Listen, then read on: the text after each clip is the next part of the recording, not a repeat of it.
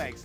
Thanks for joining us today. We all are such supporters of Rocky Mountain PBS, and we love the mission here, and we love that all of you here are seekers and you're wanting more knowledge, and that's what you'll get today. So I'd like to welcome Michele Morris, please. So, beautiful. Let's move on to peppers. Peppers naturally have flat sides to them, and most people dig out the center, which is kind of tedious to do.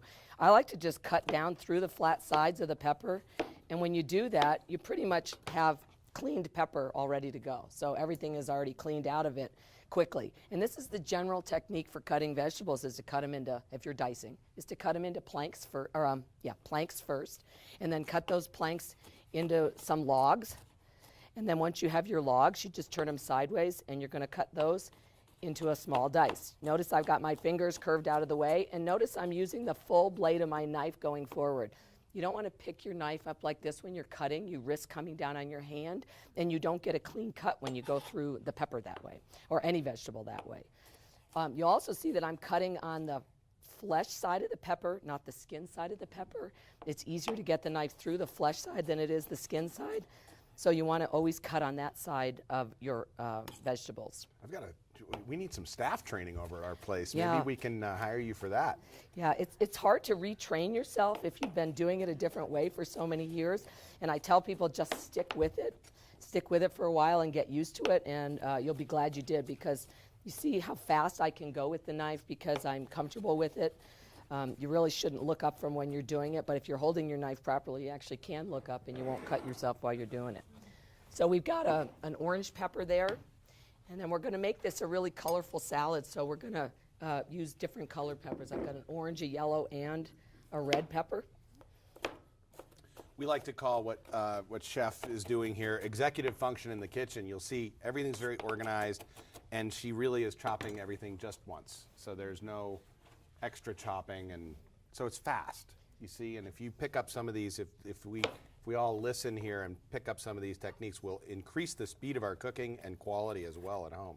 One of the toughest things. You did a beautiful job here. Thank you. Nice. One of the toughest things for home cooks is you get started making it. A lot of people pull a cookbook out, you get started making, oh, I don't have that ingredient. What am I going to do?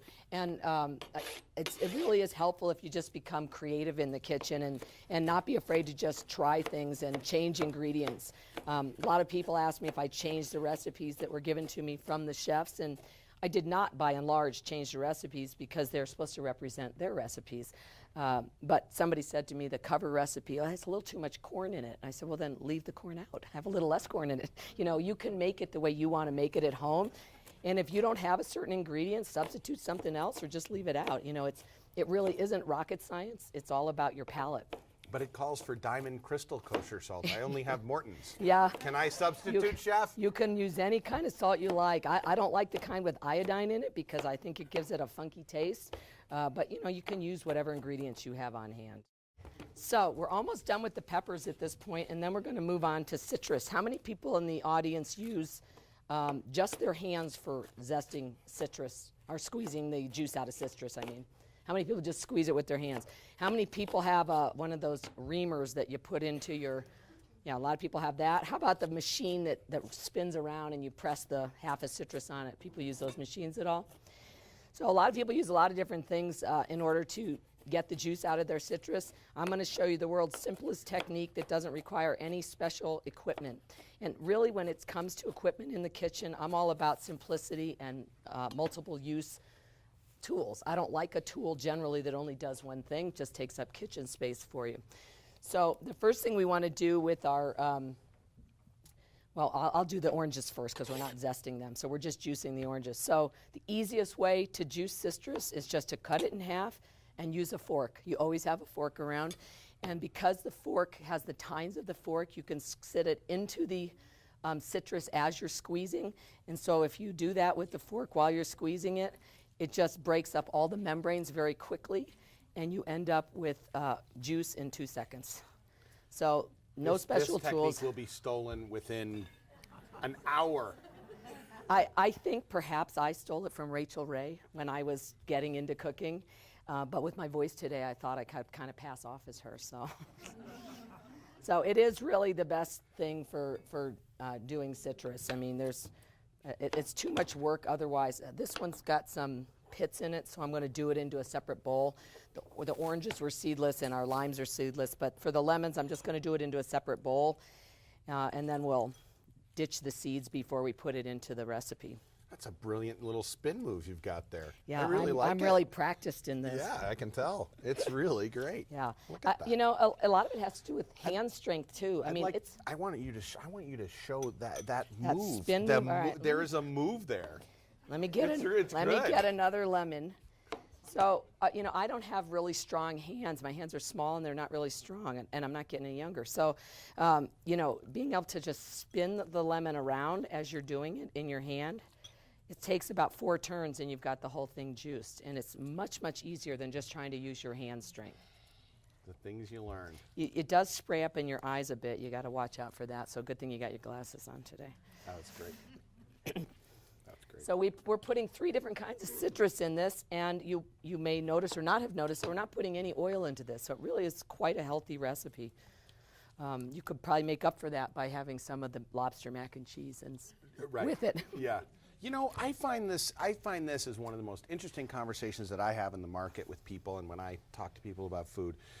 We have this sort of idea that oil is somehow unhealthy. Right. And you sort of touched on that. It doesn't have any oil, therefore it is healthy. Well, I shouldn't have really said it that way. I take people on. But you bring it up, and Yeah. I think it's a great conversation to have, and we're almost like, I think culinary professionals we use a lot of oil and butter, and I mean that where there's fat there's flavor, right? So I think we almost are apologetic about that sometimes when we talk to a broader audience. There's a lot of home cooks who think, geez, you know, if I put oil or butter in that, I'll instantly, you know, Kill myself, I can feel my Yeah. arteries hardening Right. as we speak, right? And so can you kind of talk about that a little bit? Yeah, I really shouldn't have said it that way about olive oil, especially olive oil, which is what I'm the biggest fan of. I take people on culinary trips to Italy. Just got back a week ago. No olive oil or butter used there So, at all. well, Never. actually, no butter, because it's the south of Italy. They use it in the north, but in the south, they don't use it. Hang on one second to that thought. Let me just talk about zesting. I use a microplane for zesting. It's the best way to get the thinnest little bit of zest off. When you're zesting, you only want the very outer colored part. That's where all the essential oils are with the flavor. You don't want to go down into the white pith, because that's what's bitter. And I've developed a weird technique. I may be the only person in the world who does it this way, but it works for me. You'll see a lot of people use it like this. And when you do it like that, your zest goes all over the place, like it's a free fall. I turn it upside down, and I turn the microplane upside down, and I go across like I'm doing an ear of corn, just like that.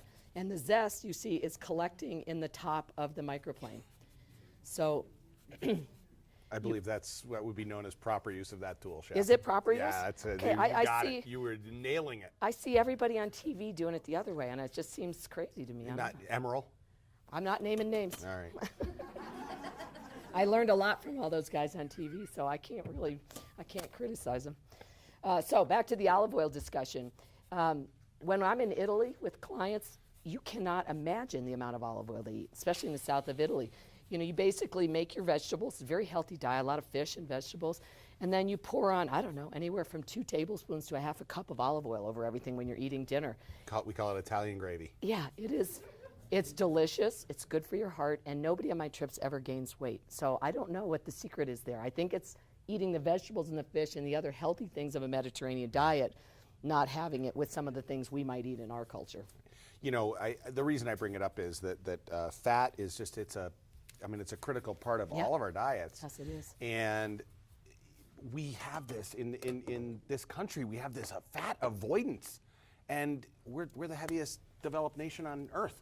You know, and yet we spend all this time worrying about fat, and you go places like, you know, like Campania or Basilicata, and you know, it's all oil-based everything. I mean, they literally take an olive oil bottle at the table and do one of those, and you know, and all the people are very fit and svelte, and Yeah, so it is amazing. it ain't the fat.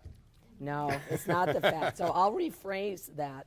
This dish is healthy because it's got a bunch of vegetables and quinoa and things in it. Whether you wanted to add some olive oil or not at home, it's totally your call. Chef didn't have olive oil in it when I got the recipe from them. So now I've got all my citrus done. I'll put that in this bowl over here, get rid of everything. I need to dispatch my garlic here.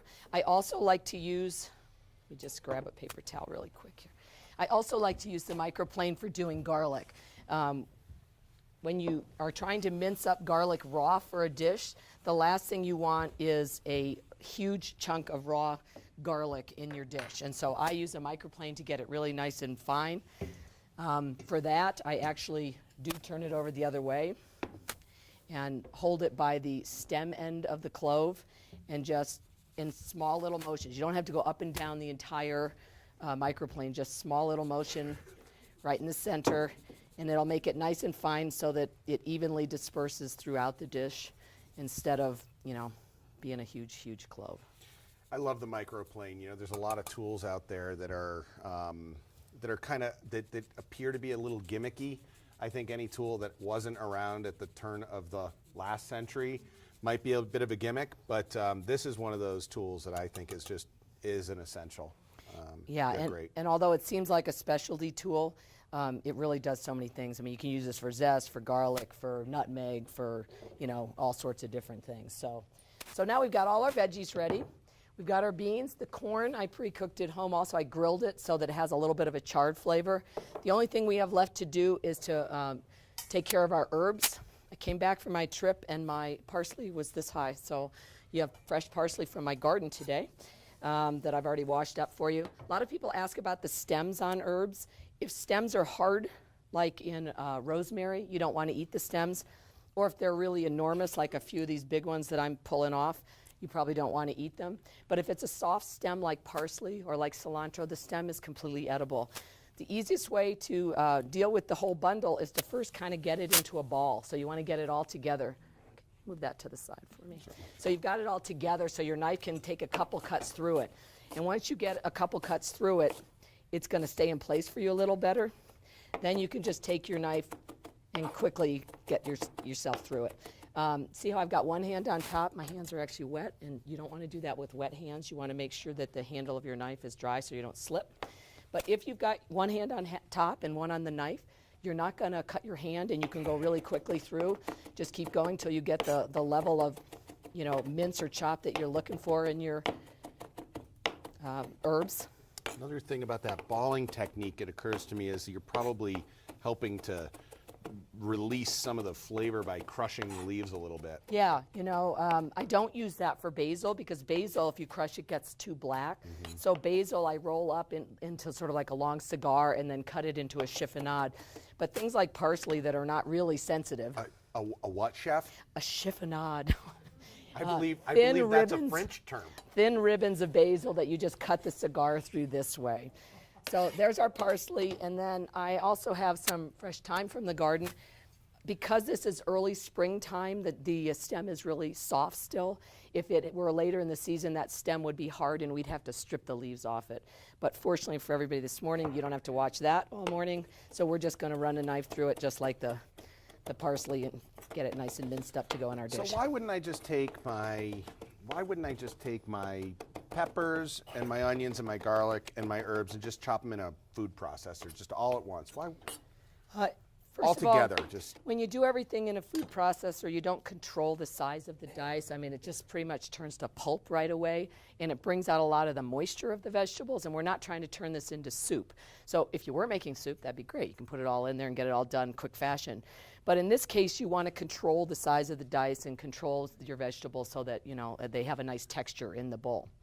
So we're going to put everything into the big silver bowl at this point because I don't think it'll fit in this one. So apologize that you can't see that as well, but really all we're doing is dumping and stirring. So in goes our quinoa, in go our black beans, in go all our veggies. I think in that drawer behind me, Pete, there's a spoon, the right top drawer. Our corn, and then all our citrus juices, minus the lemon seeds at the end, which I almost just poured in there for you. That would have been my move. Yeah. That would have been my move. Yeah, that's We what, take time to separate them out, and then we dump them in. pour them in. That's what really. I think that's called executive function, or lack of. Well, that's really what concerns a lot of people cooking at home. They're worried about making a mistake like that. And there's really very few mistakes you can't fix in the kitchen. So, if you had poured them in, you just pick them out. It's just trial and error, and you get used to it in the kitchen. There's a great expression that goes, cooking is 60% prepare and 40% repair. Yeah. Oh, I have disasters all the time. I mean, I try recipes, they don't work out how I wanted, but you learn something from it, and next time around, you probably end up with a pretty good recipe. It's moving from one disaster to the next with ease. Yes. So that's our beautiful salad that you can see. It's really got nice color in it. The only other thing I'm going to do is season it up with some salt and pepper before you, look, you're ready to dig in. You're ready to go. Yeah, Here. we're gonna season, because the beans that I have in this have no salt in them. So one word of warning, if you use canned beans that have salt in them, make sure you drain them, rinse them, and taste it before you salt it. If you could hand me all those seasonings there. Yes. So this is coarse sea salt in here that I'm gonna use. A lot of people say, how much salt? And I figure like a couple turns per person per serving is how I calculate it. So we got a lot of, this may seem like a lot of salt, but this is a really big bowl of quinoa. How many people have gone to a restaurant and had a dish that they thought was great, and then they figured out how to make it, or they were told how to make it, they went home and it wasn't as good? Not enough butter, not enough salt. Yeah. This is actually a pepper grinder that I got in Turkey, and I love this because it's a coffee grinder. I use it as a pepper grinder. It's meant to collect the coffee in the bottom, but what's really nice about it is you can grind pepper fresh, and then you can measure it out. So it's really kind of nice for that. And you can sort of see how much you have in there. So I see I've got about a teaspoon of pepper in there. Probably want a little more for this recipe. So it really works great for it. Guy didn't want to sell it to me for pepper, said it's only for coffee. Right. But after 3 times talking to him, I just bought it, and I'll figure actually, that out. I want to use it for coffee. Yeah, I really, me too. I'm into this for coffee. And then we're going to put cumin in, and I'm going to use my hand to measure. If you don't use your hand to measure at home, I would urge you to do that. Take a teaspoon, a half a teaspoon, a tablespoon, and practice in your hand with just some salt to see what it looks like, because you'll save yourself a lot of time and a lot of cleanup if you can just measure in your hand. So the recipe calls for about a teaspoon of that. I've got double the recipe here, so I'm going to throw about 2 in. That was 2 teaspoons for those of you in our studio audience. Yeah, you missed that. I'll guarantee it was darn close. Yeah. Now you do it long enough, you really are pretty accurate at it. All right, Pete, now This is beautiful. Look at this beautiful Isn't that salad. beautiful? This is gorgeous. Now you're ready to taste. We'll Yes. see if it needs more salt or not. Go ahead. Delicious. Oh, No more salt, yeah? Good? a little more salt. A little more salt? A little more salt. All right, give me that grinder over there. I'm a little more salt guy. A little more salt. What do we think of the quinoa salad? Thank you. Thanks. That's great. Enjoy That's those. really good. I have one more question for you, because I heard you mention that the parsley came from your garden and the oregano. Do you have any advice for the people? I'm sure there's some people who home garden here. I'll bet there's half the room. Any advice for things that are just great to have in the garden, things that you are staples in your garden and that grow well here? Well, one of the biggest mistakes people make is trying to grow greens in the middle of the summer here. It's too hot for greens in the middle of the summer. So I grow greens early. Back when it's still snowing, I put them in, and I enjoy them early. And then I plant a second time in the fall, and I get a second crop out of my greens. So that's my first tip. Keeping an herb garden, and particularly all those perennial herbs. So my parsley came back from last year. I have parsley, thyme, oregano, chives, garlic chives, tarragon, a lot of herbs. Those are all perennials. It's like free food, you know, it's all ready to go. And fresh herbs make such a difference in your cooking than just throwing in something dry. And it just feels like summer when you're cooking with fresh herbs. Beyond that, everybody's got their own personal. I like tomatoes. You might like peppers in your garden, whatever you like. But I tell everybody, even if it's in a couple little pots, keep some fresh herbs. There you go. Yeah. Well, Cooking with Michele and Tasting Colorado. What a Thank great you. demo. Thank you so much. Thank you. Thanks very much.